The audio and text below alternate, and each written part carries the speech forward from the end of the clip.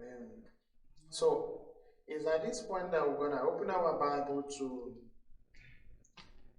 hear God speak to us. And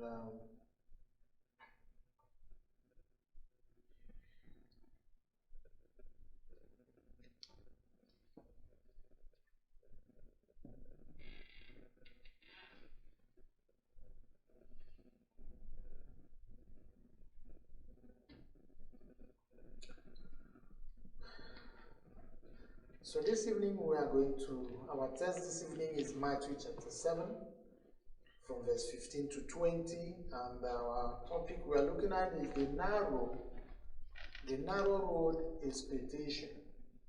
The narrow road expectation, that's our topic this evening, the topic of the message. So let's pray. Father, we thank you, Lord Jesus, for this opportunity to open your word. We pray, Lord, that you speak to our heart and grant us the grace to understand it as we hear you speak to us. Use me, O Lord, to explain your word to your people clearly and grant us insight from it, O Lord. And above all, we ask for the grace that, Lord, will be doers of your word and not hearers only. Thank you, Jesus, for hearing us. For we pray in Christ's name. Amen.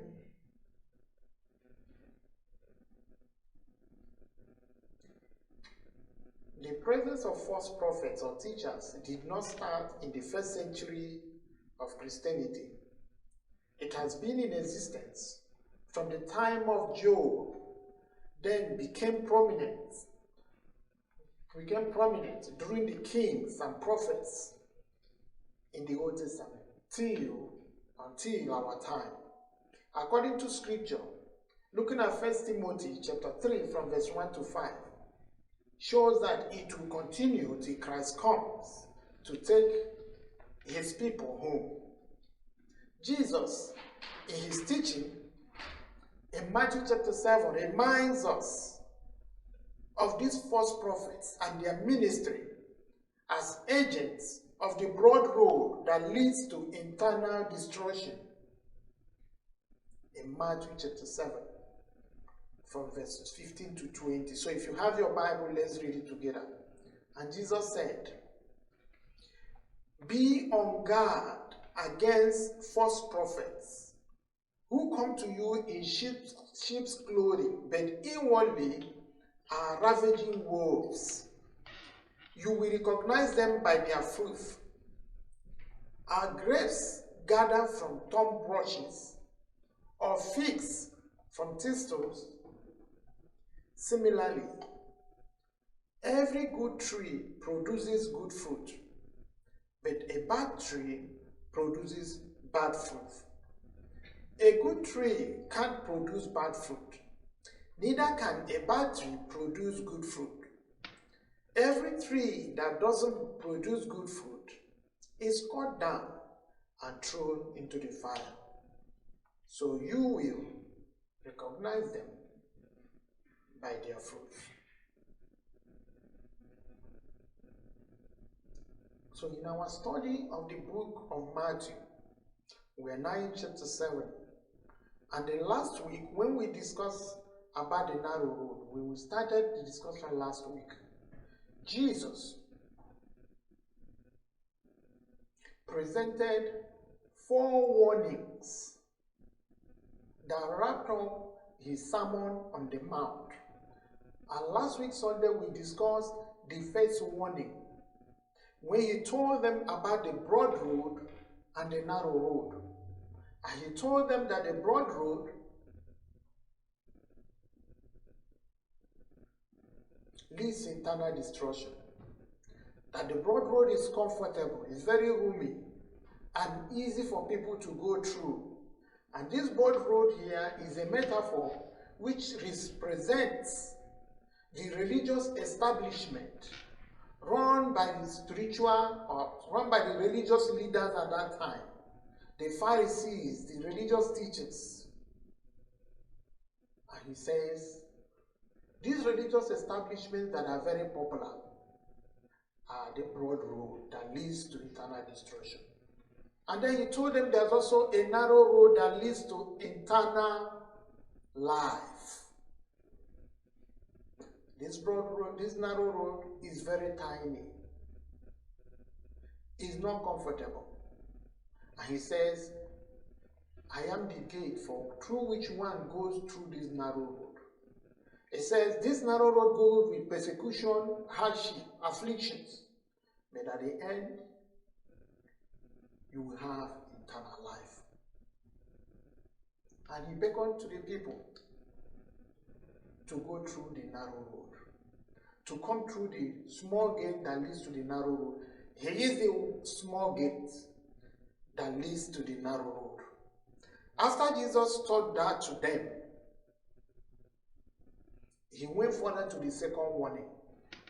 He says, on that narrow road, those that are in this narrow road, he told them to watch for false prophets. He told them, if you're in this narrow road, expect false prophets. Watch out for false prophets. They are going to come.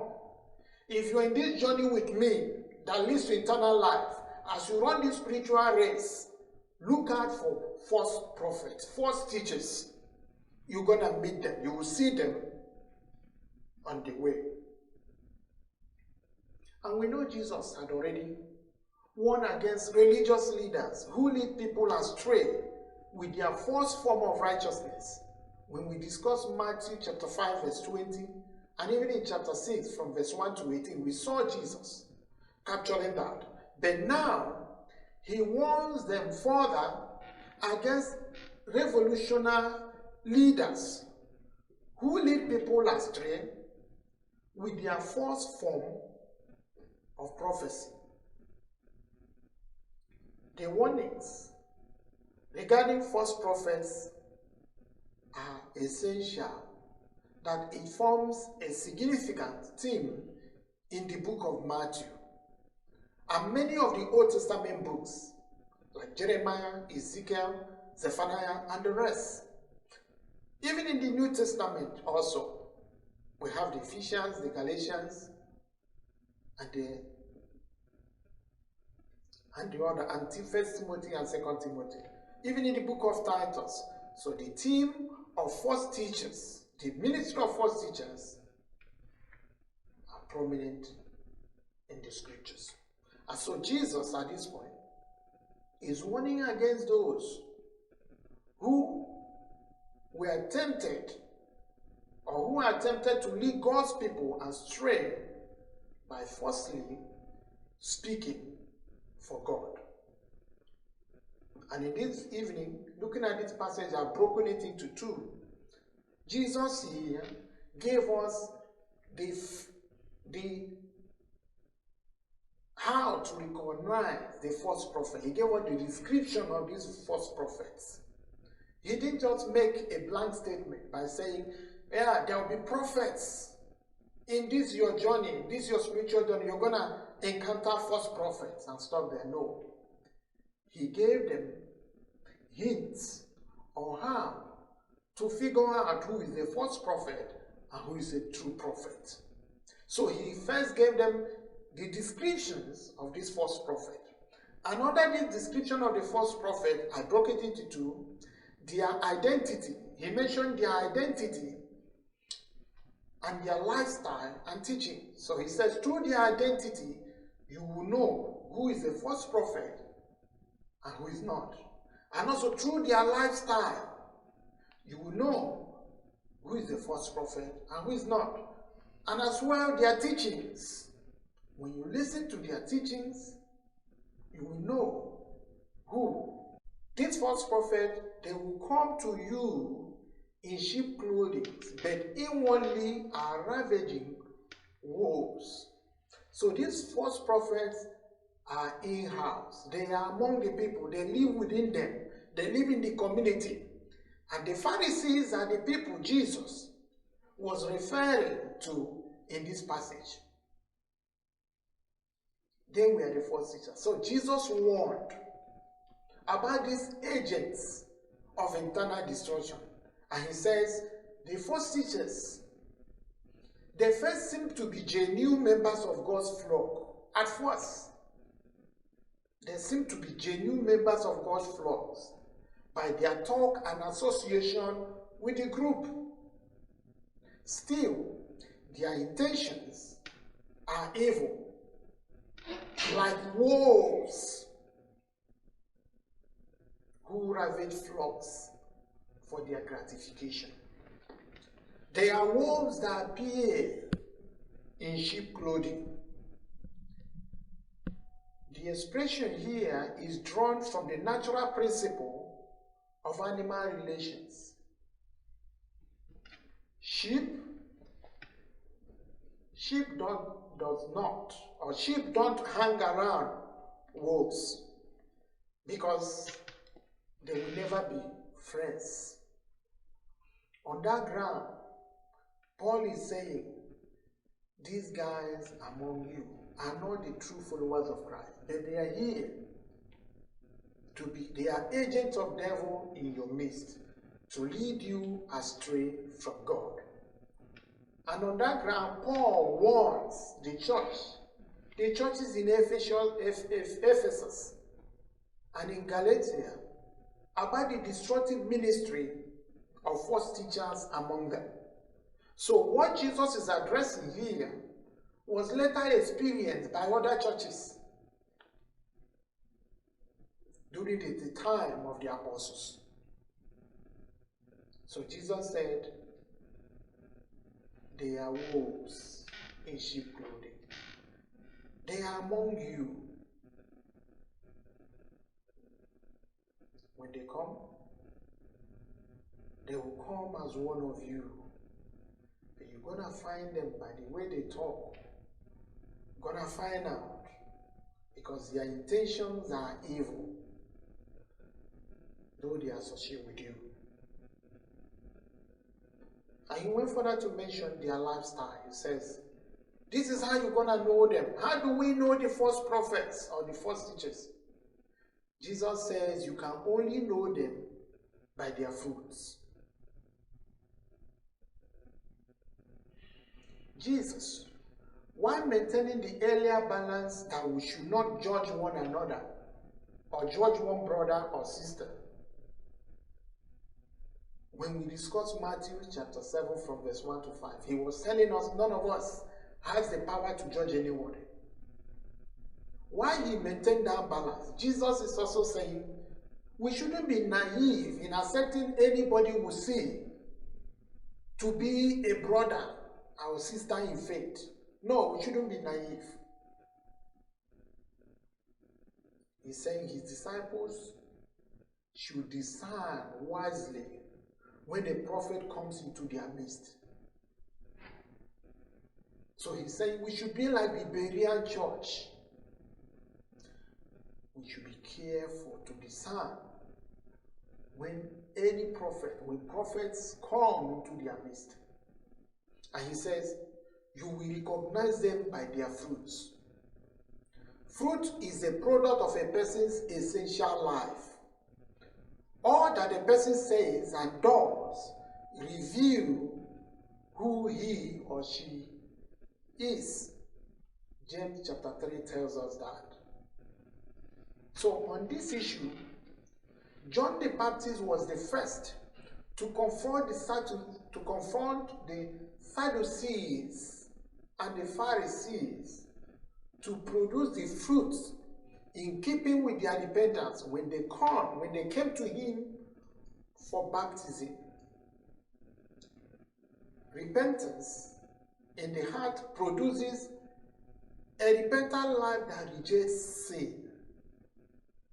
Similarly, Paul warns the church in Ephesus and Galatia to live worthy of their calling and examine the lives of false teachers. Because those who belong to Christ must bear the fruit of the Spirit and not of the flesh. Also, Apostle John, in 1 John chapter 4, verse 1 to 3, also encouraged the church to test the spirit of the prophet among them, to be sure they are led by the Spirit that confesses that Jesus has come in the flesh. So, the Bible supports that Christians should examine the teachers among them. They should examine what they listen to. The preacher that is talking to them. They should examine those that walk with them. They are not judging anybody. They are not stand to take the place of God to judge anybody. But they are expected to wisely discern true prophets or true teachers and false ones among them.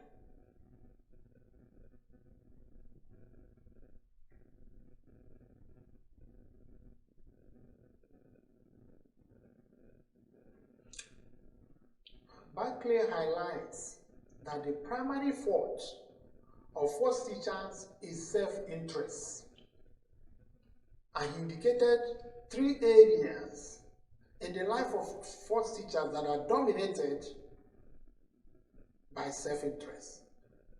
And he says the first one is they teach solely for gain. That the false teachers, how you could know a false teacher is that he teaches for what he's going to gain. So his teaching is a means to an end for him. And second, he says, they teach solely for prestige. If he's not teaching to make money, to enrich himself, he teaches for prestige so that he'll be renowned. Or a solo teach to transmit his ideas, not God's truth. So he said these are the 3 areas that are dominated in the life of false teachers. They either teach for their personal gain, or they teach for prestige, for their prestige, to be known, to be popular, to command people's respect. Or they will teach to transmit their own ideas and not that of God. Therefore, Jesus calls his followers to evaluate carefully any prophet that comes into the community by looking at his message if it is consistent with the narrow road Jesus advocates, and also to examine his works and lives to see if they are consistent with the kingdom lifestyle, because the Sermon on the Mount is about the kingdom lifestyle, the lifestyle the believer is supposed to live.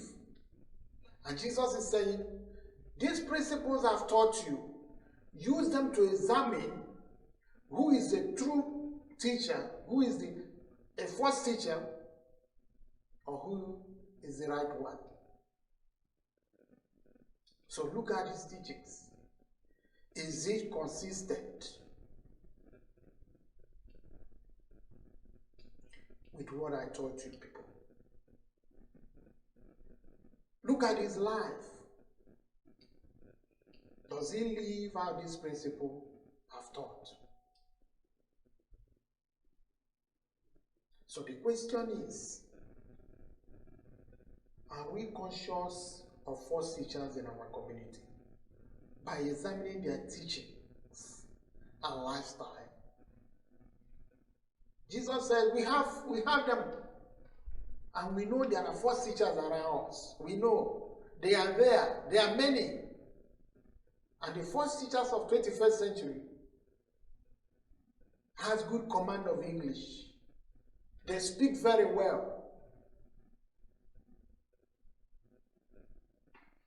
And they are very convincing. However, what they are teaching are not God's truth. And Jesus is saying, do we examine in our community if there are false teachers among us by looking at their lifestyle and their messages?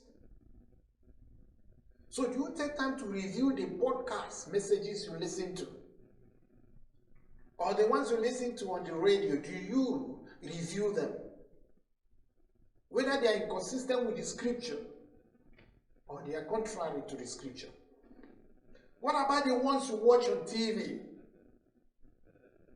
Even as you're listening to me, all I'm saying this evening, you need to review them. Are they consistent with the scriptures? So Jesus is encouraging us to be like the Berean Christians that will that sat under Paul, even though he was an apostle, well known. Having listened to Paul, they went home to study what Paul told them and be sure it's in line with the scriptures. Jesus said we need to be doing that. And that gives another call. It gives us a call to be people that will study the scriptures and know it. It gives us the call to be good student of the Bible. Because if you do not know the Bible, you will not be able to differentiate the right teaching from the wrong one. You will not be able to differentiate the wrong teaching from the right one. So it calls us to be dedicated and committed students of the Bible. Those that will set out time to study the scriptures, study it in-depthly, because that will help us to review the teachings of the false teachers and their lifestyle as we journey in this spiritual race. Jesus raised another important question. He raised a very important question as he points out the lifestyle and the teaching or the description of these false prophets. He says, are grapes gathered from thorn bushes, or figs from thistles? Grapes and figs were the simple diet in Palestine, and thorn bushes and thistles were hurtful weeds. So grapes and weeds are not associated with thistles and thorns, because the thistles and thorns choke off all nutrients from the soil and from the plants, and they are harmful to humans because of their sharp thorns. So grape and fig tree cannot be put together. The thorns and the bushes, the thorns and the thistles are enemies to the grape and fig trees.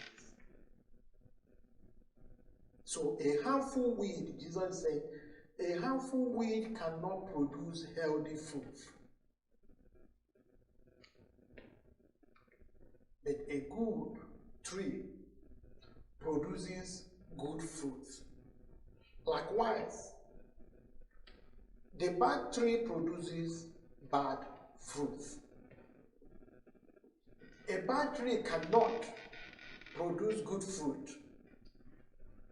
So will a good tree not produce bad fruit?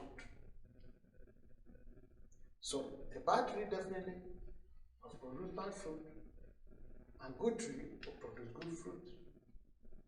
It cannot be the other way around. So the kingdom, reformed, and vicious life that Jesus taught in this teaching of Sermon on the Mount cannot be produced by a person who has not experienced the kingdom transformed power. And that's what Jesus is saying. False teachers cannot live this life I'm teaching you, because their life has not been transformed. They are the bad tree that will always bring out or produce bad fruit. My followers are the good tree. They will always produce good fruit. And Crisanto had this. He's one of the church fathers. He says this, I quote, As long as a person is living in a degenerated way, he will not be able to generate good fruit. For he may indeed change to virtue, being evil, but while continuing in wickedness, he will not bear good fruit. End of quote. False prophets produce bad fruit, which include leading people astray from God and spreading false messages that God hates. Spreading messages that is not from God. And we have many of them around us today. Are you a false teacher? Jesus is saying, cease teaching falsehood, because you're leading God's people astray, and you end up not being pleasant. You will end up in an unpleasant place. According to Jesus, in the same passage, he says, the destiny of the false prophets will not be palatable. It will be in fire. Because the destiny of a bad tree is in the fire after being cut down, since it does not fulfill the purpose of its existence. Bad trees are good for nothing except to be used for firewood, which is a striking metaphor of God's judgment on false teachers or prophets.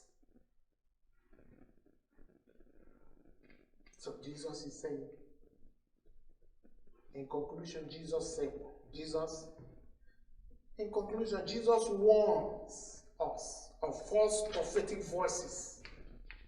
And those false prophetic voices is as relevant today as it has been throughout church history. So we should not put it aside and say, well, it does not matter. Jesus said, it matters so much. We are admonished by Jesus to be fruit inspectors of those passing themselves off as prophets. That as many that stood up to say, I've been called of God to serve God's people. I've been ordained to lead God's people. Jesus is saying, as his followers, that we should be fruit inspectors. We should inspect those people. We are called to examine the fruit of those who profess a message from God. For they may be impostors and not the real servants of God. Servants of God.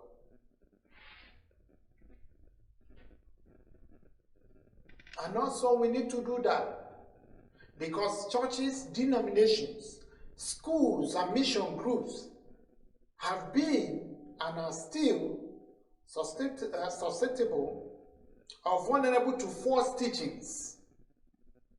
And therefore Christians must examine the fruit of those who profess a message from God. Our primary responsibility is to guard the flock from vicious wolves who attempt to draw disciples away from the truth.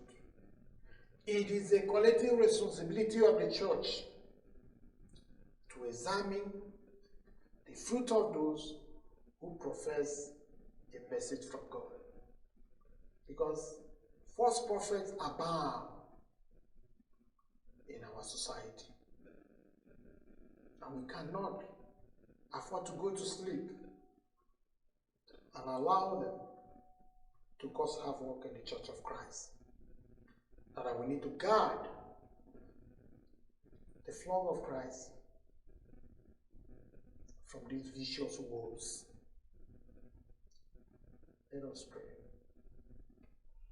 Our Father, we thank you for speaking to us this evening, reminding us as we run this race that we should be conscious of false teachers. And they are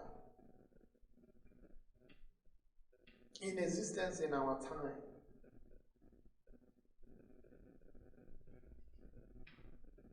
Lord, thank you for bringing this to our mind.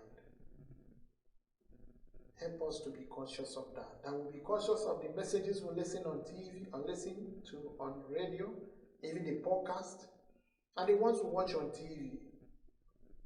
Help us to be like the Berean church, that will review what we listen to. And help us to make decisions what to listen to and what not to listen to.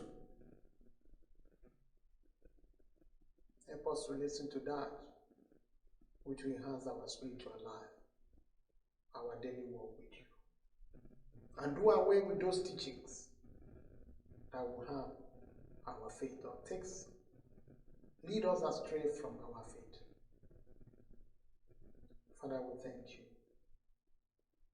for speaking to us this evening. We bless your name. Help us to be good students of your word, because it's only through that means that Father will be able to discern wisely who is a false prophet and who is a genuine. We thank you, Father. We bless you for speaking to us this evening.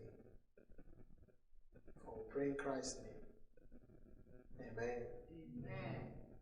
So we thank you for worshiping with us this evening, and we look forward to have a time of fellowship with you again. Our service begins at 4:30 every Sunday and ends around 6 o'clock or thereabout. And on Fridays we have a Bible study, a prayer meeting. It begins at 6 p.m. and ends at 7. So I want to say thank you, and the Lord bless you. Go in peace and live for Jesus.